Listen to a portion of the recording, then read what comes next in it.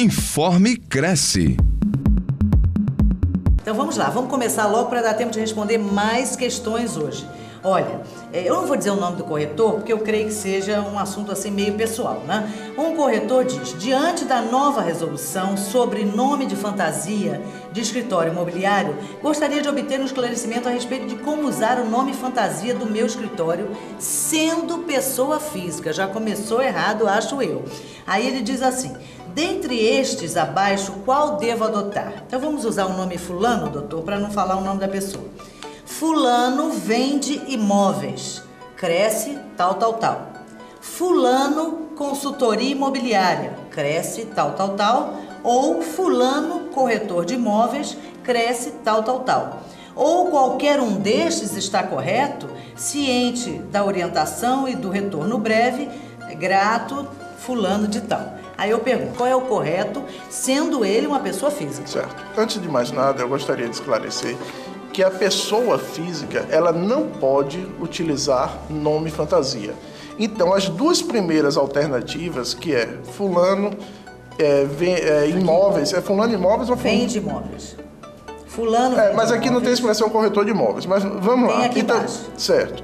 Ele não pode utilizar nome fantasia, ele só pode utilizar o nome dele por extenso, ou então, todo o nome por extenso, ou então o nome abreviado, sendo que esse nome abreviado, ele, antes de utilizar, ele tem que cadastrar no conselho. Mas vamos supor que ele coloque assim: fulano de tal, cresce tal, na placa, e embaixo, vende imóveis. Quer dizer, o nome do escritório é fulano de tal, cresce tal. Quase tudo correto. Antes disso, antes do número do Cresce, ele tem que utilizar a expressão corretor de imóveis. Entendi. Então ele usa o nome dele, ou o nome abreviado cadastrado no conselho, o termo corretor de imóveis, abaixo desse termo corretor de imóveis, o número, a expressão Cresce, seguida do número que ele tem no Cresce, sendo que o termo corretor de imóveis e Cresce número tal não pode ser inferior a 25% do tamanho do nome dele ou do nome dele abreviado cadastrado no conselho. E após isso, ele pode colocar vende imóveis, vende este imóvel. O que ele não pode utilizar é termos como fulano de tal, imobiliária, fulano de tal, consultoria de imóveis, nada disso. Porque aí ele vai estar passando para o cliente uma imagem de pessoa jurídica que ele não é.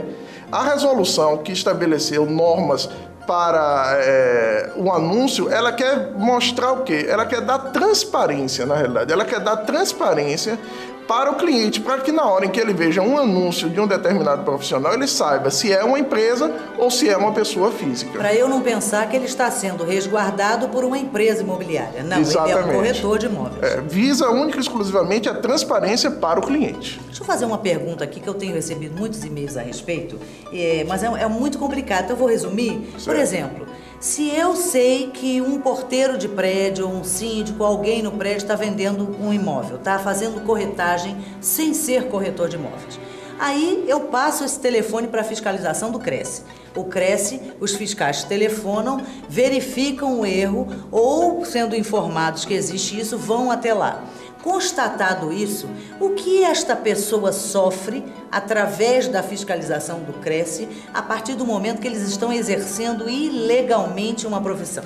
Ele responde um processo administrativo por exercício legal da profissão perante o Conselho logo após a lavratura do auto de infração que é feito pela fiscalização do Conselho e sendo constatada realmente essa irregularidade após a apresentação da defesa por parte do autuado, nós podemos encaminhar ao Ministério Público. E aí o Ministério Público, ele tomará as providências, tendo em vista que o exercício legal da profissão é uma contravenção penal, prevista no artigo 47 das leis de contravenção penal, das contravenções penais. Então, essa é a providência que nós tomamos. E ele pode sofrer também uma sanção administrativa no Conselho, que nesse caso é uma multa.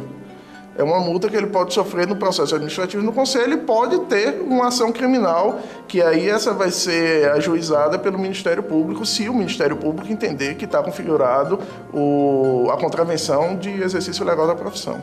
Então você que vende imóveis e não é corretor, você se cuida, porque já imaginou que coisa feia chegar a enfrentar um processo criminal por exercício ilegal da profissão? Que vergonha diante dos amigos, da família, de você mesmo. Cuidado, hein? Então, por hoje é só, que o tempo já está extinto. Muito obrigada novamente pela sua colaboração. Eu é que agradeço mais esta oportunidade. Muito obrigado.